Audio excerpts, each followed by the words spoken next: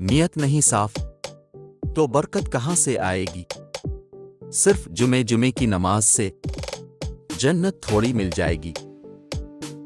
بے حد محبت کے بدلے میں بے حد نفرت دیتے ہیں یہاں کے لوگ، تو چلو رب کے دروازے پہ چلتے ہیں، وہاں ایک آنسو کے بدلے میں خود خدا ملتا ہے۔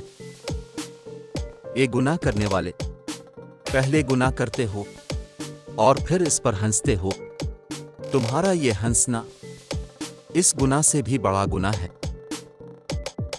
آج کل کے لوگ گناہ کرنے سے نہیں ڈرتے بلکہ مرنے سے ڈرتے ہیں۔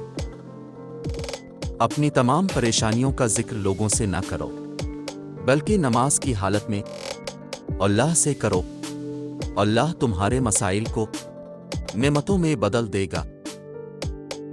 اپنی نماز کو اللہ سے پوری محبت کے ساتھ ادا کرو گے تو اللہ پاک اگلی نماز میں تمہیں خود کھڑا کر دے گا۔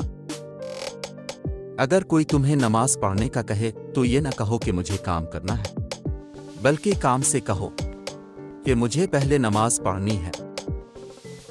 میں نے اپنی اوقات کو بہت غور سے دیکھا تو پتا چلا کہ چند سانسیں ہیں زندگی کی، اور وہ بھی رب العزت کی محتاج ہیں۔ اللہ پر ہمیشہ بھروسہ رکھو، کیونکہ اللہ تمہیں وہ نہیں دیتا جو تمہیں اچھا لگتا ہے، بلکہ وہ دیتا ہے جو تمہارے لیے اچھا ہوتا ہے۔ جب آپ کی پریشانیاں بڑھ جائیں تو خدا کے سامنے رو لیا کرو، بے شک وہ اپنے بندے سے 70 ماؤں سے بھی زیادہ پیار کرتا ہے۔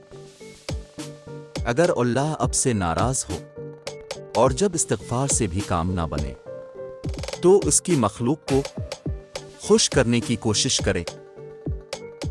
کسی نے پوچھا ہمیں کیسے پتا چلے کہ ہماری نماز قبول ہوئی ہے یا نہیں؟ تو فرمایا گیا کہ اگر تمہیں اگلی نماز کی توفیق مل جائے تو سمجھ لینا کہ تمہاری پچھلی نماز قبول ہو گئی۔